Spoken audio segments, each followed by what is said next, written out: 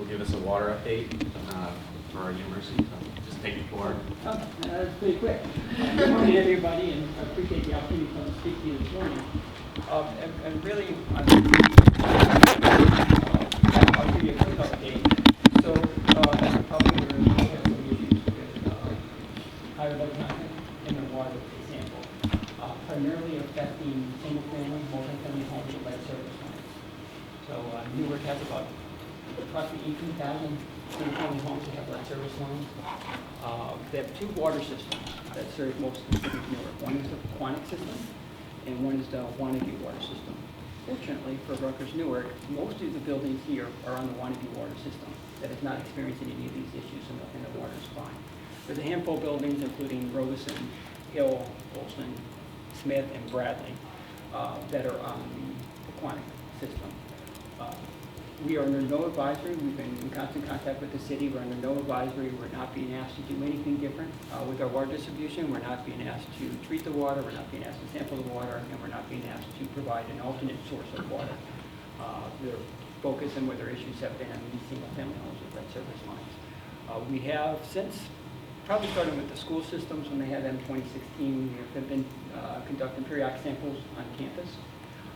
We have not found any systematic issues with lead in any of our buildings, and to date we have taken, I think, 80 samples, and we had two that came up elevated. One was a sink that hadn't been used in a long period of time, probably wasn't the best thing to sample, and the other was a water fountain that we actually took out and replaced. Since then, we've also added many more of those hydration bottle filling stations on campus. We tell them for the sustainability aspect of them, reduces the use on plastic bottles, but they are also filtered, and they will filter on 99% of lead. So we now have 32 of those units on campus, and we've installed about a third of those within the last couple of months. So pretty much every major academic classroom building has at least one water fountain bottle filling station, and most of the dormitories as well. So there are sources for people to go to if they are concerned about that.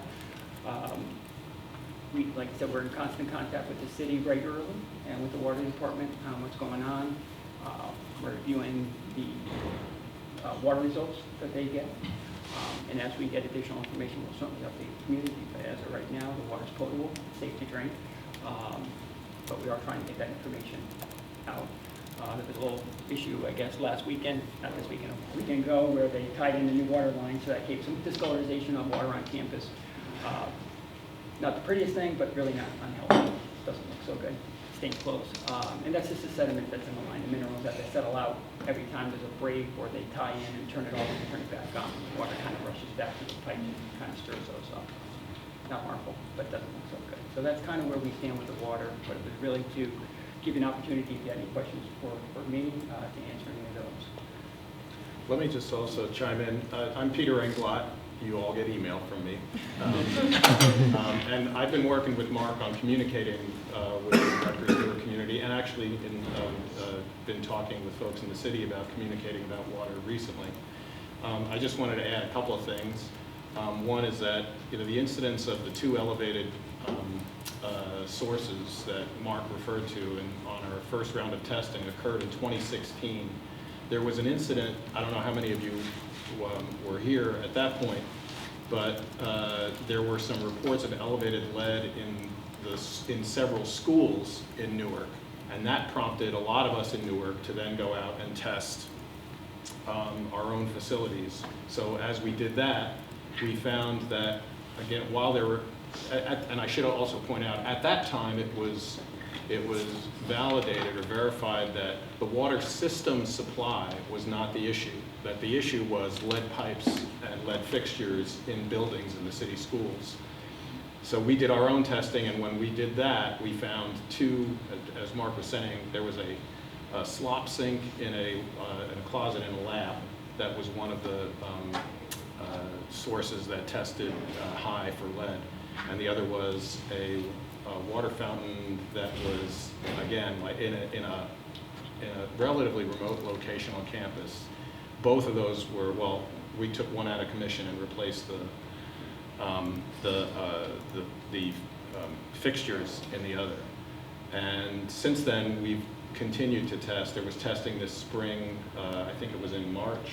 Some in February and some in February and May, to continue that. So the basics, as Mark was saying, is that we're not, as we've been trying to say consistently in our communications and as we have on our fact sheet on our website, the specific problem in Newark right now is one that is related to having to being A, on that Pequannock system, and B, having lead service lines. And although we have some buildings, as Mark was saying, on the Pequannock system, we don't have any lead service lines in those buildings. So any issues that we might have would not be related to that. The same thing that's affecting much of the city. And, you know, we also have to, I think, there's been some reporting. The reporting in the news, in my view, has been in some ways not helpful, very informative in many important ways, but there have been some problems. A lot of people have come away with the impression that the water in Newark everywhere has got lead in it, and that is simply not true. Not every building in Newark is affected, and yet, you know, there's a lot of sensationalism to a lot of the reporting.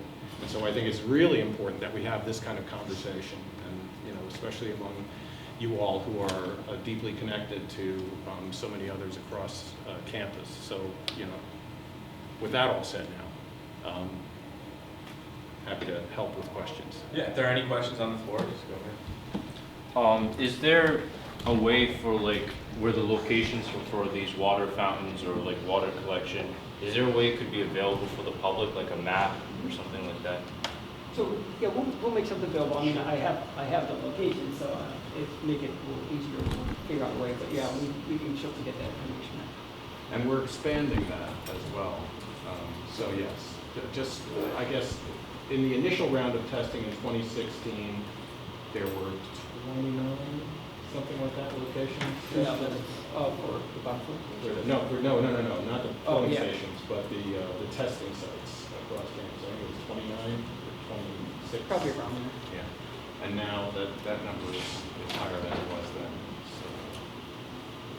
But we can certainly get down listing where those hydration stations are. And we're not just, it's another thing that has come up recently is people ask, well, who's doing the testing?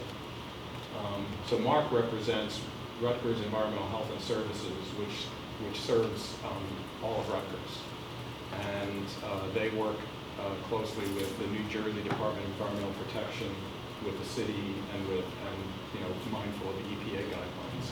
And maybe you could describe when we do testing, what happens. Yeah, so there's pretty standardized testing procedures out there. Started with EPA and then the Department of Health guidelines with taking testing. But short of it is you identify where you're most likely to find a higher level lead potential, and that's kind of where you target the sample. You kind of flush it the day before, you let it sit for a minimum 6 to 18 hours. So you kind of let it sit in that pipe for a long period of time. See if it leaks anything up, and then you take a first draw sample.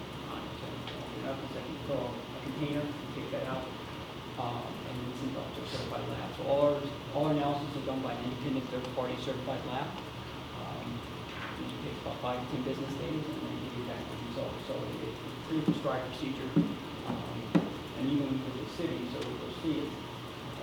That's kind of what the case because they, under the law, they have to potentially go out and find the homes that have the lead service lines or have the lead solder to test because they're trying to do those case scenarios when we do the testing. We did the same thing. So when we did our testing on campus, we started out where the service line comes in, taking the first sink off that line, and then taking the last sink off that line as a minimum to separate it from it. And then we also looked at high hazard or high potential locations. So where people bring a lot of water. So we went to the gym, went to the library. We did the campus center here. We did outside of all the classrooms, bigger classrooms, that's where water monitoring, and then we did family housing for children. So we can try to target those high usage and high more volume water linkage, and then kind of the safety there. Also, I should add that a few months back, I can't remember whether it was over the summer or late in the spring, there was, somebody took a sample of water and submitted it to the city and said it had come from one of our facilities. And, but with no, I don't know what you call it, no provenance. No chain of custody. No chain of custody to show where the water came from. And that sample came back high for lead. But we then went and tested the water at the alleged location and tested all of the outlets and found no such lead problem. So, you know, we're not sure why someone would have done that, but it appears to us that somebody took a sample and wanted to create a sensation. Just as, because I always have to do this when I go out, just as a thing. So, lead is predominant in the plumbing system everywhere in the United States. Worst case is the lead service line, because that's 100% lead. But fixtures in themselves, up until 2014, fixtures can contain up to 8% lead. So even though they were called lead-free meant they could contain 8% lead. So there's really the potential to have it in a fixture and a valve. Is there in pretty much every building in the country. So that's why when you see every time we send out any kind of information of that, we always recommend water's been sitting for a long period of time. Just let it run for a minute or two before using it, because if there is anything that was leaking out in that little section, a pipe kind of flushes that through. Those two samples that we mentioned before, where we did have elevated content, the flush samples were fine. They were below that level. So we always recommend just flush it if it's been sitting a while. Only use cold water for when you're doing food preparation or drinking, because warm water tends to leach it out a little bit more quickly than cold water.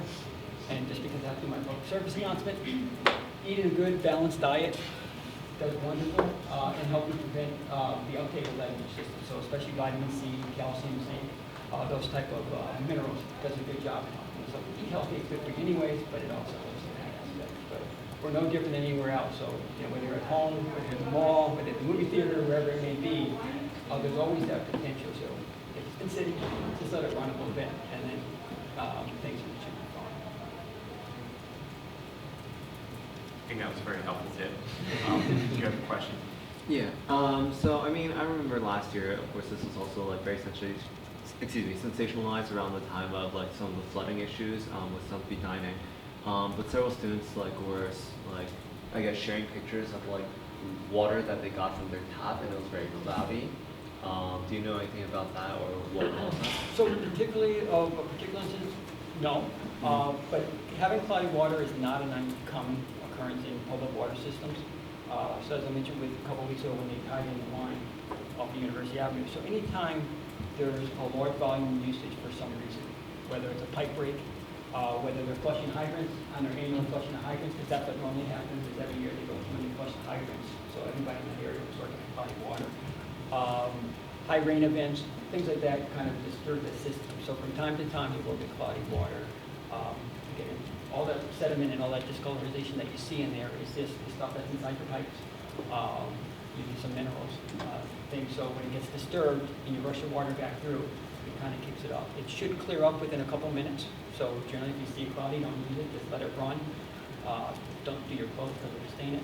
But it should clear up in a couple minutes. If it doesn't, we'll call facilities and we'll do a further investigation on it. But it's typically related to fire department activity, flushing a line, or some type of maintenance work that disturbed the line and then they turned it back on.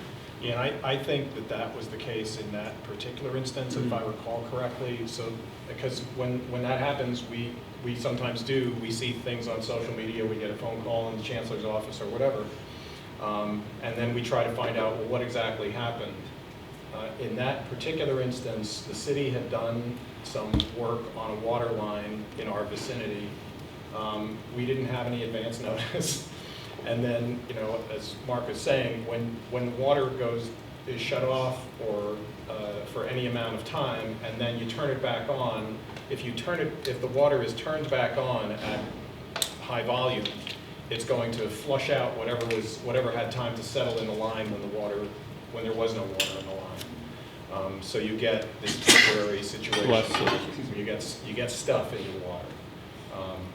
Whenever we get advance notice, we try to get that notice out.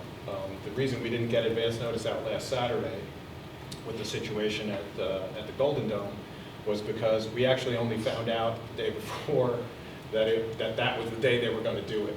We had actually asked the city originally had been planning to do that work on the Wednesday of convocation, that would have resulted in the water being shut down at Blumenthal Hall for that whole day. And that's not a good day to shut off the water at Blumenthal Hall. It's one of the busiest days of the year for people being in that building, students especially, to try to get business taken care of to settle things out at the beginning of the semester. So, but I'm pretty sure that was the situation. Thank you. Are there any further questions? All right, thank you for your time. Thank you. Appreciate it.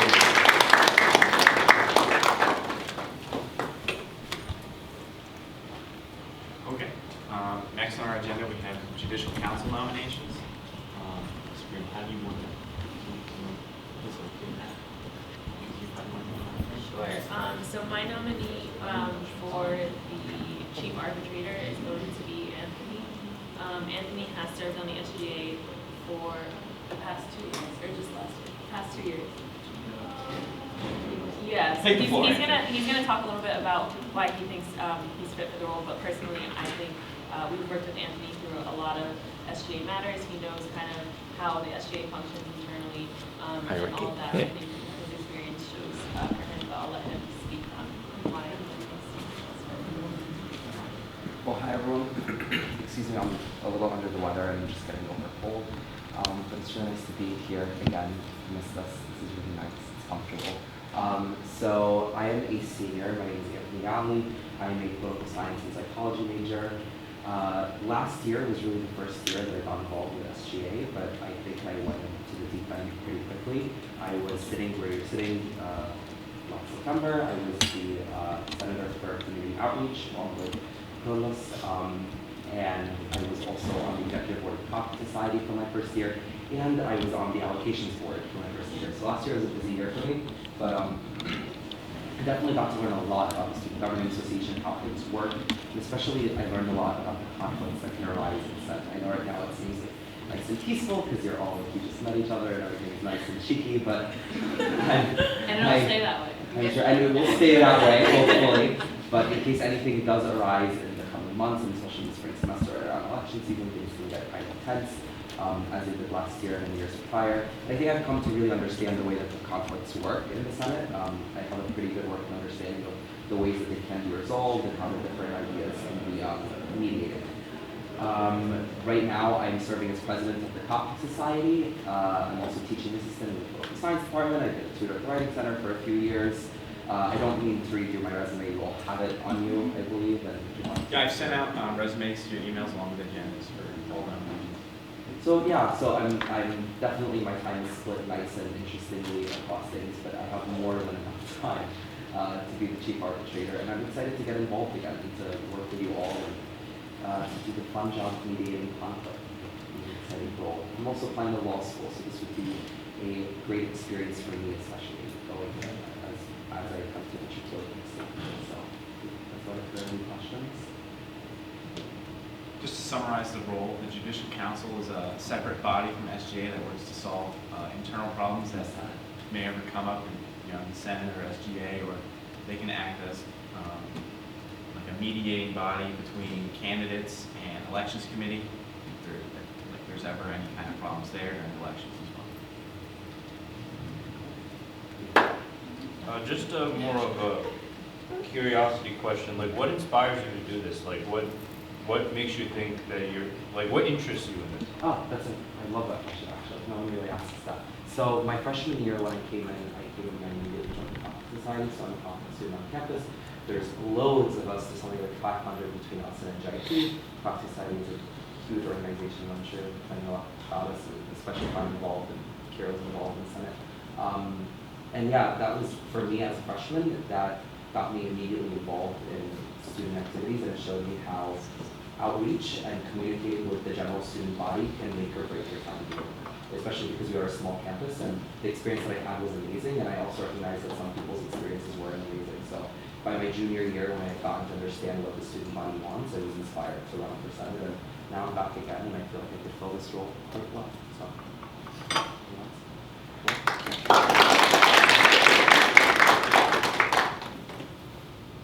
and I'll step out. Right? So there's no other nomination for chief arbitrator, it's just Anthony, so we can put up a vote on the floor whether we want to accept this, confirm his nomination. Or you can discuss now, like if you guys have any points of discussion or anything. He's good. We love Anthony. He literally answered all my questions even before I could ask them. Motion to vote? Second. Okay, all in favor of nominating Anthony Galley, chief arbitrator?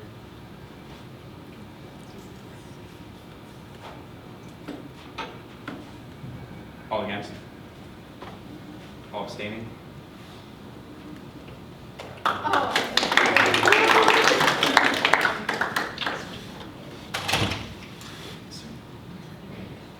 Facilitate your nomination. So I nominated Jordan Jacobs, if you're going to come up, and then give you a little presentation.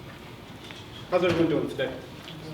I mean, it's Monday, so. That's what I'm saying, bro. Alright. I'll leave. Good weekend? No? Yeah? Yeah. It's alright. Alright. So my name is Jordan Jacobs. I'm a senior. I'm a double major with political science and philosophy. I was actually on the inaugural judicial board last year as an arbitrator. Last year, the judicial board, we accomplished a little bit. I really want to come back this year and accomplish a lot more. My background, a lot of the stuff I do is actually involved in my fraternity. My fraternity, we do a lot of community service with Newman Catholic, which is a church about like 2 blocks away. We do sandwich drives. We also do a lot of fundraising for a Military Heroes campaign, which helps veterans, disabled veterans with homes and dogs, if need be. Aside from that, my own personal background is I'd like to go to law school following my degree. I'm planning to go into arbitration, which is obviously a form of mediation conflict. So this is kind of right up my alley, but I also like to field questions. So that's enough about me. Any questions, comments, concerns, anything? Keep it nice and sweet. To just clarify, Sure. going for a seat on the Judicial Council as well. What's up, bud?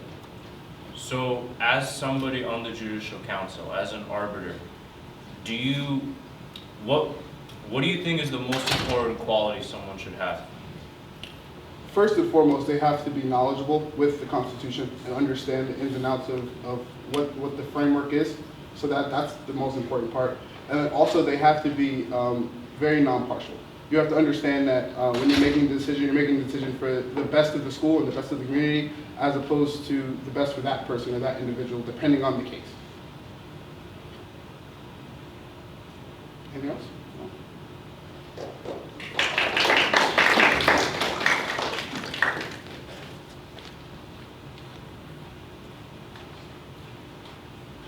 I get a motion on the floor to approve the nomination.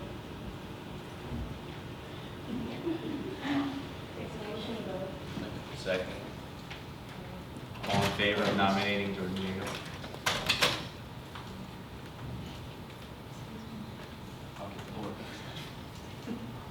All against?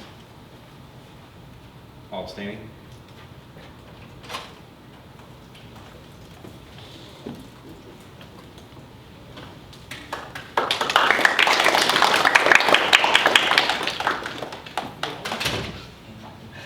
Okay, next we have our nominations for University Senate. Don't also mention, there's more nominations for Judicial Council, so. Yeah, we do need to fill more seats for Judicial Council. 3 more? Yes. 3 more, yeah, so we have 3 vacant. So if we want to nominate someone, how does that work? I believe the Senate gets 3 in 2 total. nominations, I get 1. Yeah, so 2 more nominations from the Senate. So if you have anybody that is interested and you think would fill the role well, you can send their information to Dylan. And then obviously they have to student, be above a certain GPA, which Dean Williams will check on all of that, and then the next meeting, they can come speak in front of the Senate, and then we'll do the same process that we did today. So 2 more from the Senate, and then I have 1 more that I'll be nominating for next week as well. All right, so University Senate, as we know, it's been a topic we've been talking about for a long time, because we need to fill these seats, because Newark hasn't been represented in University Senate for quite a while. So now I think we're starting to kick it off. We already have 4 people confirmed. We have 1 empty spot seat and 2 nominations. So I sent both of their resumes and their names to your emails. Check them out. They can both share some words. You can ask some questions. Who'd like to go first? Rock, paper, scissors? You go first.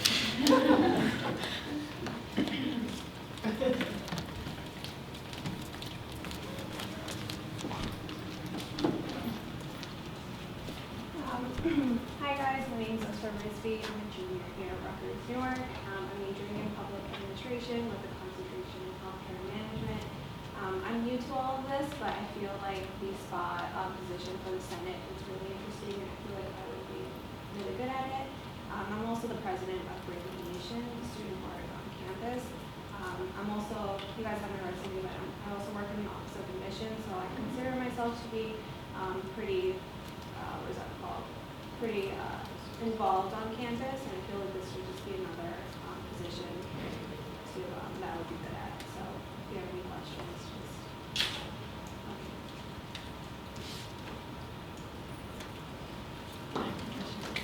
Wait, can I ask a question?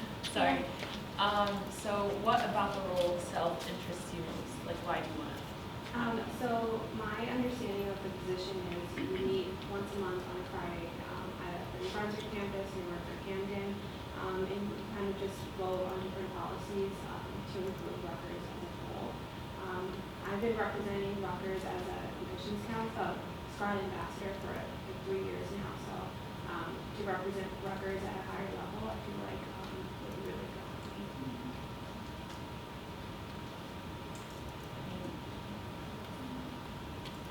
I do have a question. If you can choose one area in which you want to concentrate on, if you are appointed to be in the Senate, what would it be? What one issue at the university? I would say coming up with like new policies to give out scholarships for students.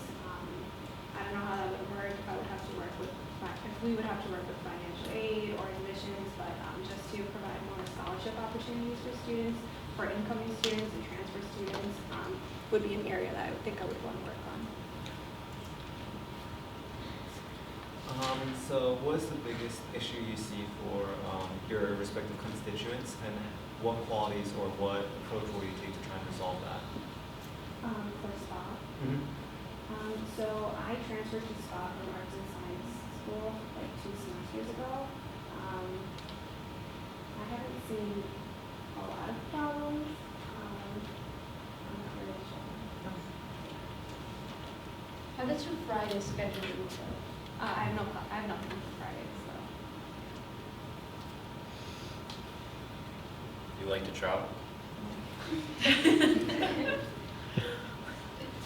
Transportation will be provided most of the time, because we're going to be having a larger group. It won't just be 1 or 2 people, so I think that'll work each time. And some are on this campus. Do you have any questions for us? No, I don't think so.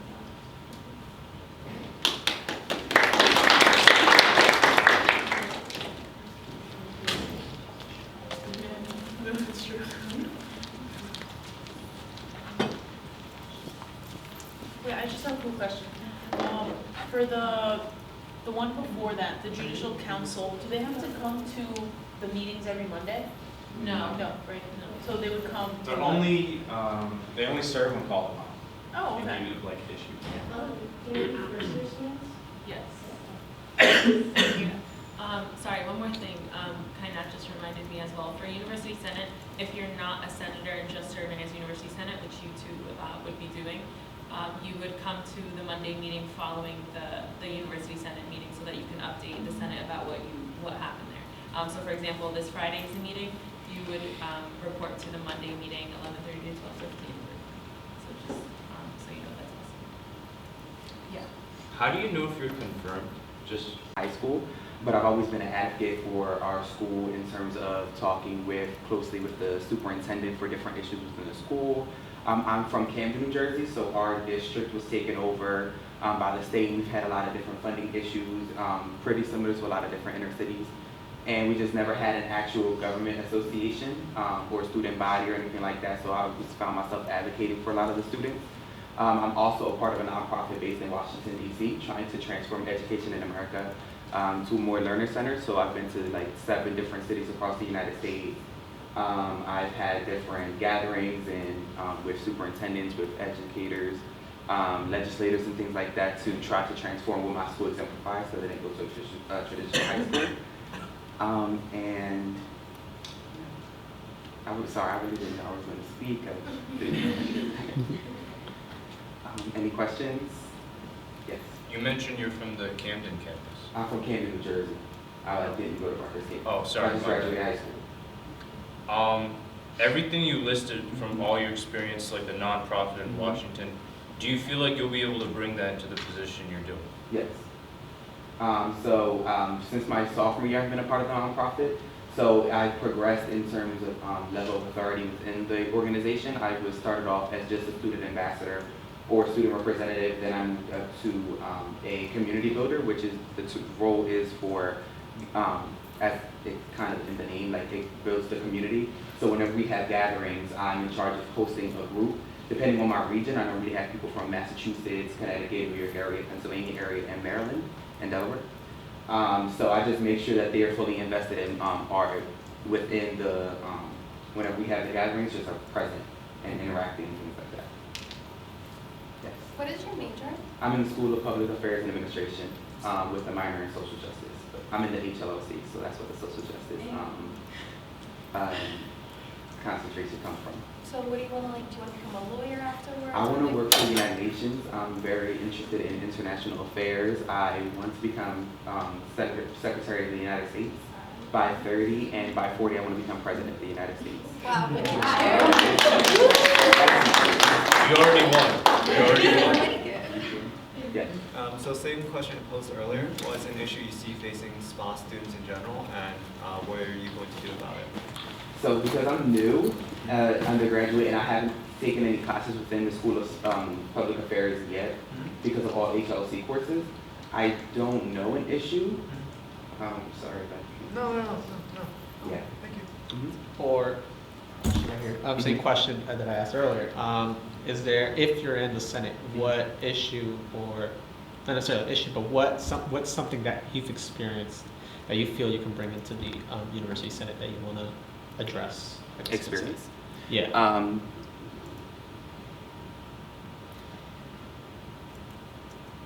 So I feel like I've experienced a lot of issues where in terms of like where I come from, when our voices, we try to voice an issue that we have, we're kind of always shut down due to the community having the stigma of lack of like education, and Camden having that whole stereotype of being like the worst city or dangerous city in America.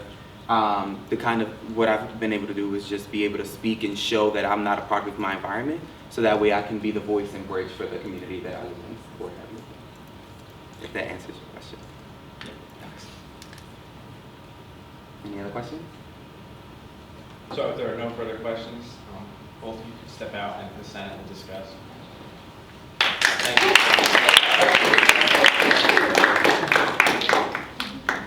Can you both say your names one more time? Angel.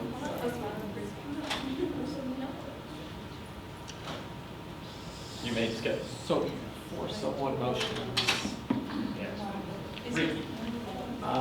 Wait, it's one or the other, right? Either one? Yes. There's only one seat open.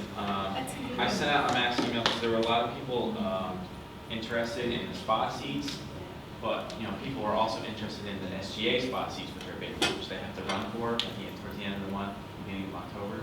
So they were the two that reached back out to me who were interested in universities.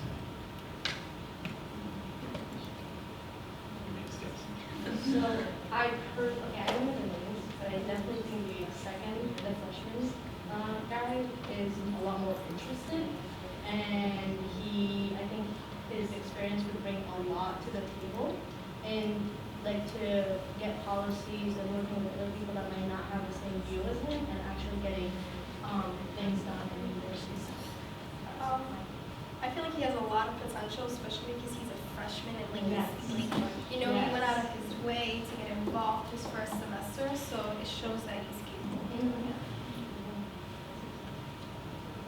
Well, on the other hand, the other girl, she has experience and like she's president and other stuff, and this is her junior year, so like she's older, so she's more mature, and she has like he has more opportunity in the future as well. And another thing with University Senate, I have some experience in going to the meetings and the committees and stuff like that. It's not something that like they're gonna like train you, hold your hand to like go through it. You're just gonna jump right in and choose a committee, choose discuss with student caucuses, and like there's like not no type of, well, there is orientation, but since we're getting in so late, there's not gonna be necessarily anyone walking in there.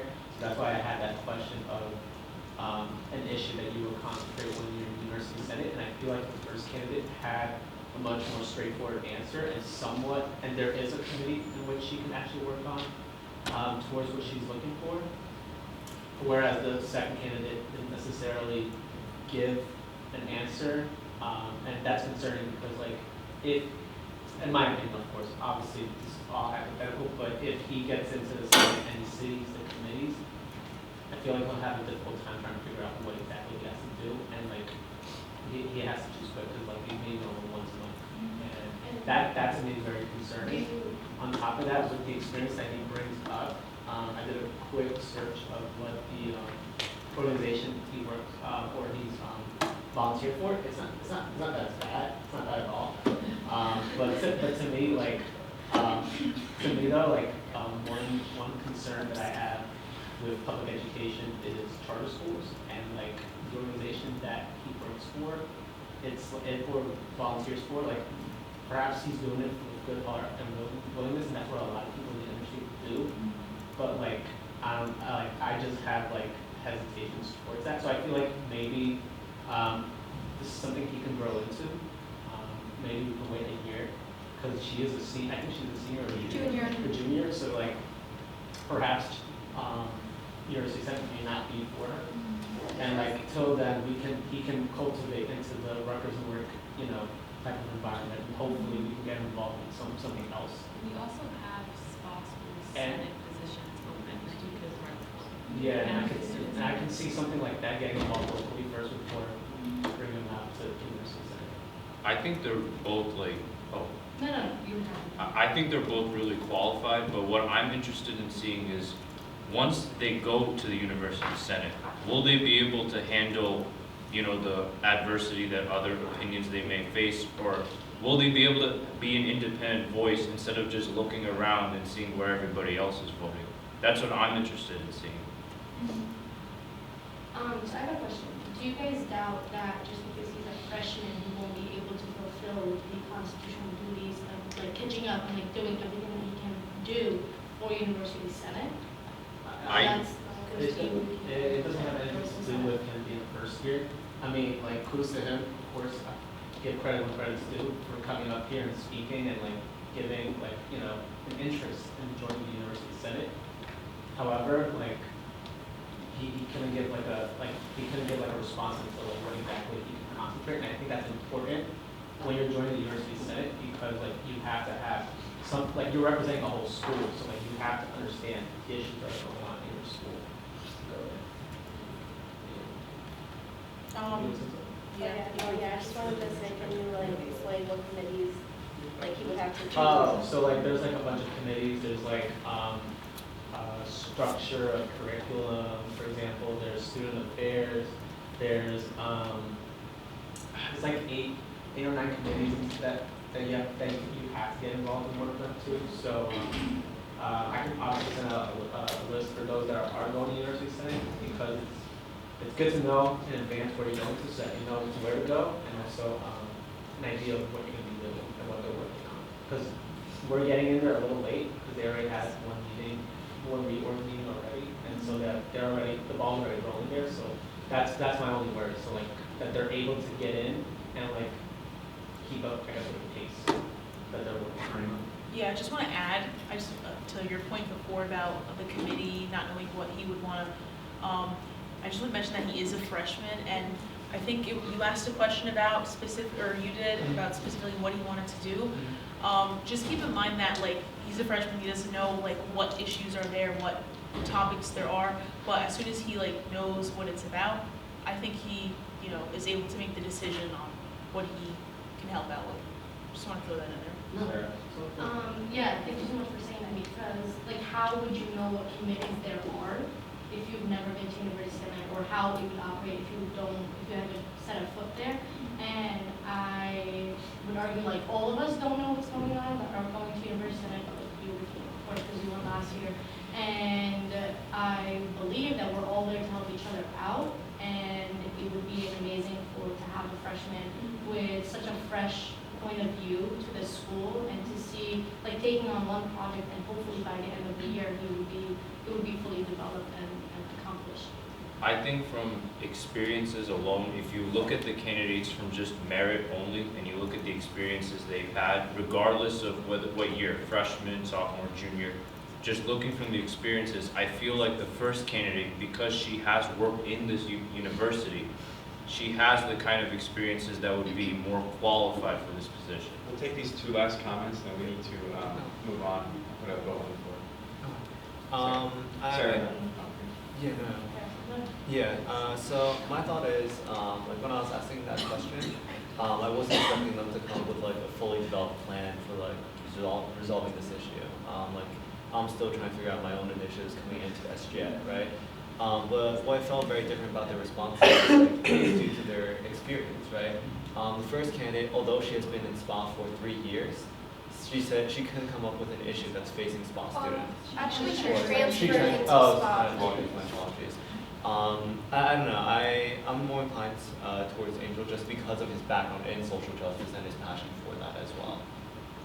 And yeah, just coming off what Harrison said, like Kevin, you said that based on merit and based on experience, whereas like really the first candidate did not really have that much experience. She was just older. She had experience that she was in the spa school for 2 semesters. She did work for the Office of Admissions, but I'm sure, I don't want to say I'm sure, but I would argue that you could have the same experience given these 2 semesters he would spend in SPA.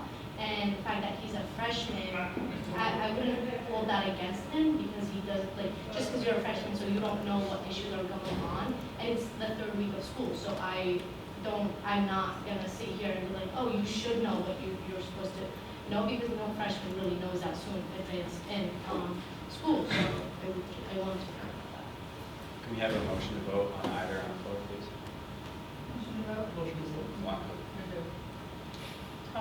Angel, motion to vote. Motion to vote to nominate Angel. Did someone second it? Second.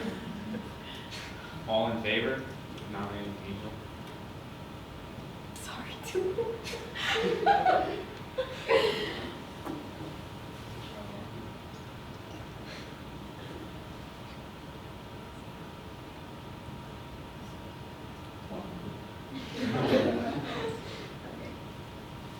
All against? I mean, all against. Is it against or? Well, I don't really vote on for Angel, so all against nominating Angel. Okay. And all abstaining?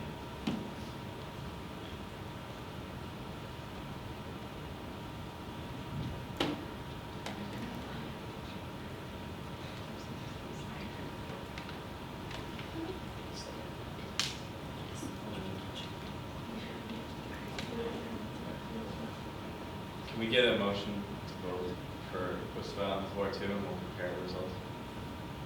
Motion to vote for what? Uspa? Seconded. All in favor?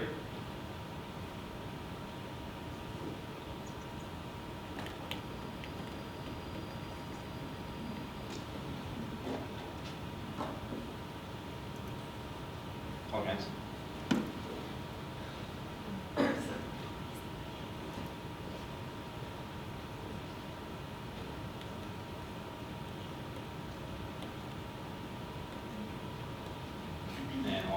Any?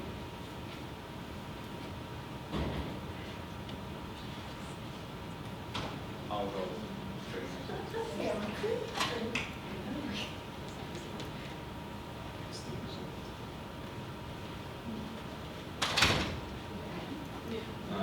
All right, we have nominated Angel to the position.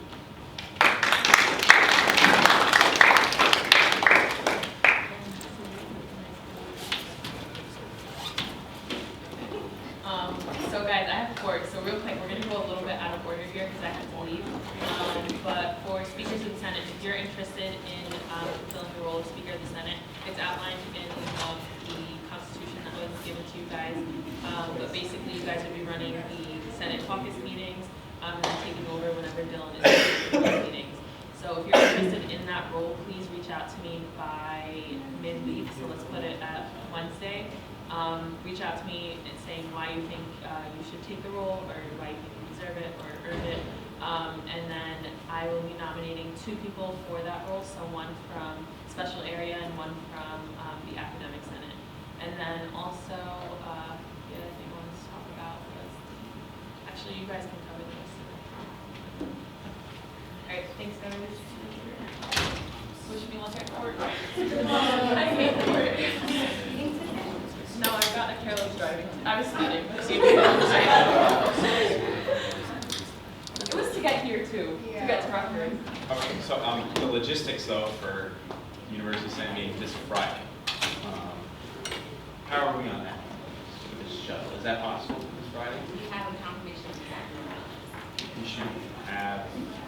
Let's see, we have Sabrina wants to go. We have Vicky, Sarah, Kevin, and. So it's me, Hamza, and Brianna. Now, if anyone else wants to join elections committee, Yeah, you can join elections committee if you don't plan on running again, or let us know soon. You know, someone who wants to join. Wait, what do you mean by running again? Yeah. Oh. Wait, is it this Well, year or next year? it's for now. right? Yeah, it's for this fall election, and the spring elections you could do it again. Let's say. Yeah. Be on the ballot. Oh, if you're not running this fall, okay, yeah. So every fall we have the election to fill the new student senator seats for first years and transfers, and it's also there to fill any vacant seats from last spring. Okay. So we have we have a bunch of Senate seats. so yeah, if anyone wants to do it, we'd appreciate any help. Yeah, just send an email or shoot something to group me. Okay. So next we had NJPIRG. We have Jen here, who's our new campus coordinator. So if you'd like to talk about the referendum, take the floor. Well, I thought the referendum. Hi everyone, I'm Jen. I'm the new campus organizer with NJPIRG. I'm also a South African, but I study in the States, so I have a weird accent. So just I always like to start off with that, because otherwise everyone just stares at me really weirdly. So NJPIRG, we, as you may not know, we're fully student funded, but we're funded kind of differently. It's not like any fee that's like already set in. So the way we're funded, every 3 years there's a referendum where students get to vote to reaffirm the fee. There's policy 10.3.3. If you really want to get into it, we follow it. It's a pretty similar structure for a lot of different student groups, but that's coming up this semester. And what we need, one of the parts we need for the referendum is an Oversight Committee, and that's made up of a representative from each governing council. So here it's Interfraternity Sorority Council, SGA, and the program board. We're just looking to get a representative for Oversight Committee. So basically what the Oversight Committee does, it's always it's third parties, no one that's part of NJPIRG, just looking over the ballot process, making sure it's all done fairly, counting of the ballots, that sort of thing. That's pretty much what I'm here, is to find out who our representative will be. Is there anyone, I don't know, who wants to do it? It'll be around, so the referendum starts on the 15th of October, and we have 35 school days, past days, to get the votes in. The last time we had a referendum, Newark got their votes in, I think, like 3 or 4 weeks, so it's not like a whole semester thing that you have to commit to. It's only going to be a few weeks between from the 15th of October until we get the votes in. Yeah, that's pretty much it. And we're trying to make sure that everything goes smoothly, so there shouldn't be like a ton of time commitment, honestly. Oh, I have a question. Wait, so what's the threshold that that we have to reach so that the NJPIRG gets their funding? Oh yeah, great question. So it's per school. So every school we need 25% plus 1 to vote to reaffirm our funding. Yeah. Thanks. Great. Awesome. Any other questions or concerns or I don't know, interjections? Oh, by each school you mean like arts and sciences? Or Yeah. Okay, gotcha. Yes. So the decision is just to make sure that it's done fairly, and then you count the votes. Yeah, pretty much. Well, you don't count them yourself. The like ballot work is. You make sure it's done. But you just have to normally have like a representative in the room, just to make sure it's done properly. And then you'll deal with if anyone like appeals something, which doesn't normally happen, but you know it could. If some student is like, oh, this is wrong, or I want to like appeal this process, there was something that went up, you would deal with that as well. We'll decide like how to deal with it. Yes. Is it every day during those 3 to 4 weeks? Not every day. It really just depends on like if there is a problem that comes up. But it'll depend like when they actually, because the ballots are batched every day, but they're only counted like when all the votes are in. That makes it done. To clarify, NJPIRG is in charge of getting the ballot workers, the poll workers. Yeah. So that's like separate. Yeah, we've hired like a referendum coordinator and everything. Yeah, and oftentimes it's not like all 3 representatives will have to be in the room. It's just like 1 person from the Oversight Committee. So you could also work with the other 2 representatives of the Oversight Committee. Like if the timing doesn't work out, and see as long as there's 1 representative. And they're I'm both meeting- from the other governing councils? Yeah. Is that correct? We need at least 3 representatives. I mean, there could be more. I mean, if you can have more, we need at least 3. I'm actually meeting with the representative from the program board on Friday, where I could like go into like more detail as well. But yeah, that's also open to you guys if you want. Yeah. Our organizing director, Matilda, knows like all the ins and outs because she's done the referendum multiple times. There's definitely a lot of support for you. You won't just go into this with like not knowing anything. It's just like a lot of details. That's a lot to just say out right now.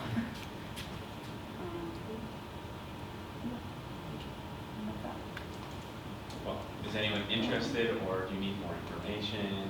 We do need a representative from SGA to do this. So Not really a huge commitment. But So you said it normally takes 3 to 4 weeks to get all the votes in? Yeah, honestly, we have 7 weeks, but Newark took like maximum 4 weeks. We're like the first university. And they have to be present for like all those 3 to 4 weeks, correct? Yeah, it's only just those 4 weeks. It'll be like not every single day. It'll be like if there's an appeal process, and then you have to be present like at the end when we're actually counting the votes. Definitely. So this, just to clarify, this is separate from our fall elections too. It's after. Well, I like to join the set committee or You whatever. want to join the SEC committee? Great. It's the Oversight Committee. Mhm. So there we go. Great. Perfect. Well, that was easy. Thanks.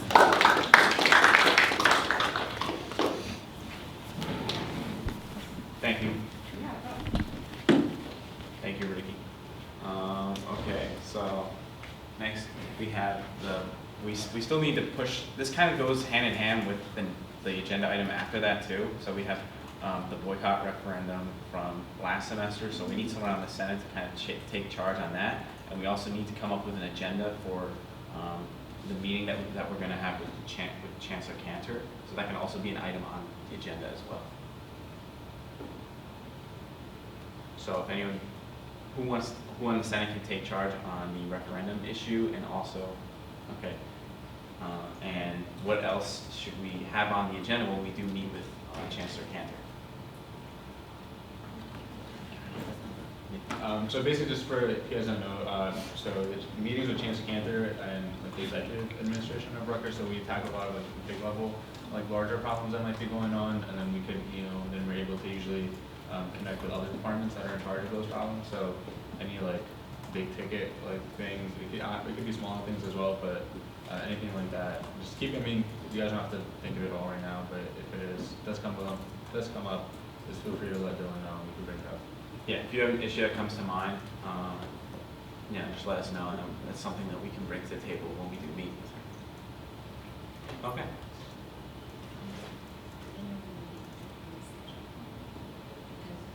I don't know if we'll need a, like I said, just an SGA meeting before that. Yeah. So, we want to break it. So yeah, at least we have time to, if you want, you know, to give me different topics. Yeah, the meeting's on the 30th in 2 weeks. Yeah. So 2 weeks. Okay. And our student leader dinner. Yeah. So we don't have any updates, right? Okay. All right.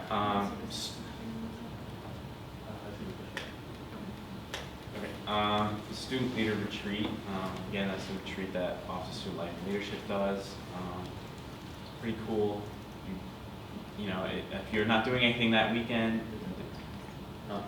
did that one pass on rarely? I don't know why it's. Well, do you know? Yeah, it's deadline up. Yeah. Do you know how many people are going on the executive leadership retreat? I don't. Do you know if the deadline was the 13th? I don't. We can find out. Because if they didn't fill it, they usually Yeah, OSL takes people, you know, stuff Let's late. find out.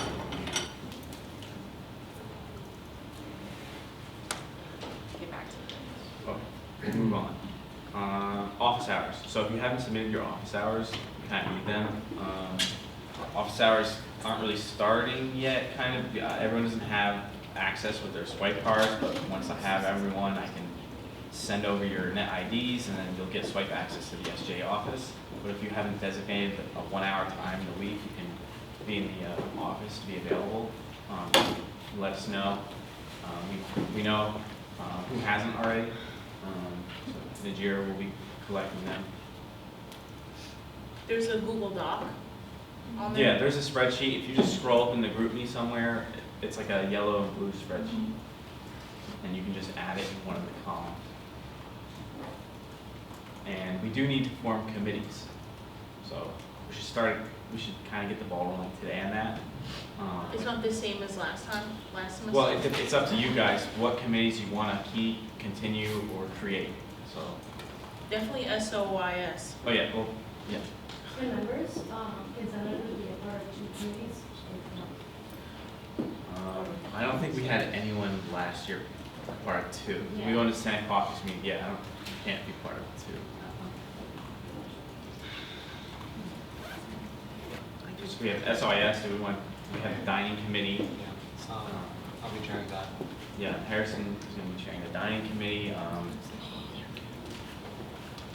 Sarah, you were chairing the committee. So far we have 3 committees. We have 3. Okay. So we have 3 committees. You can create another, but everyone needs to join one. So we have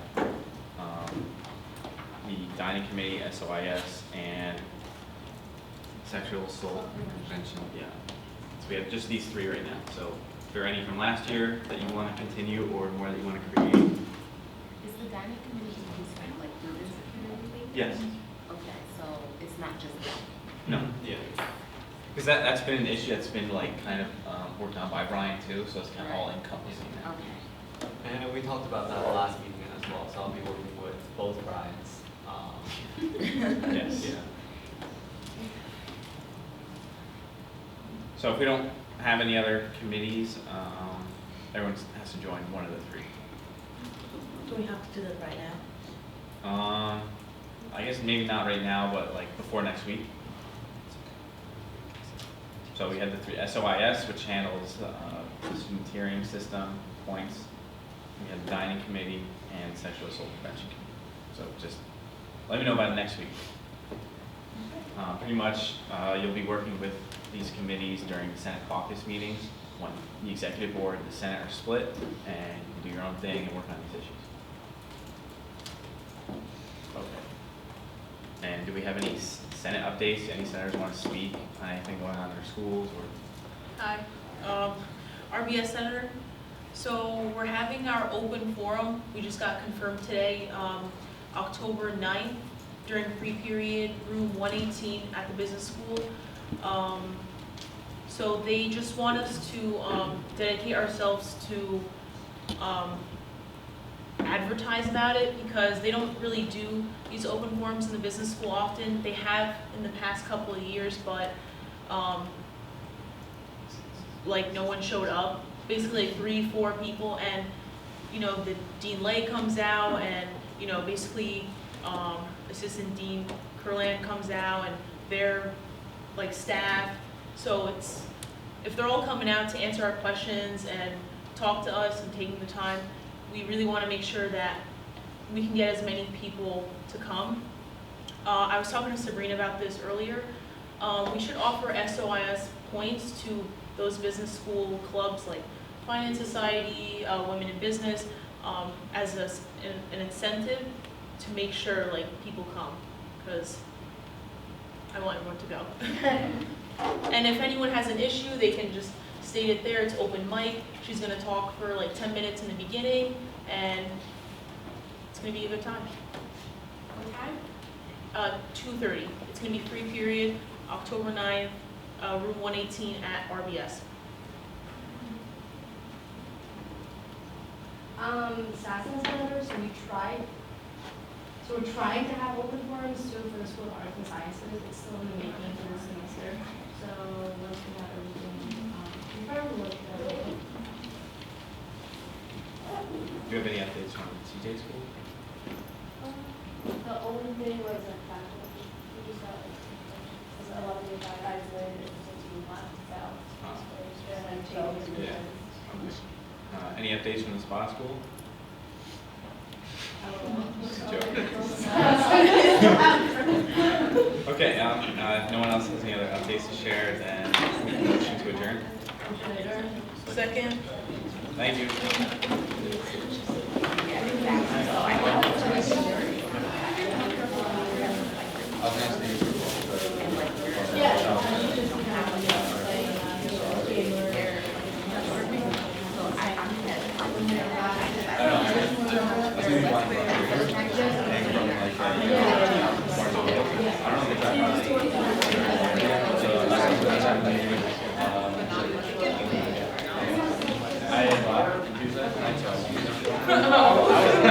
I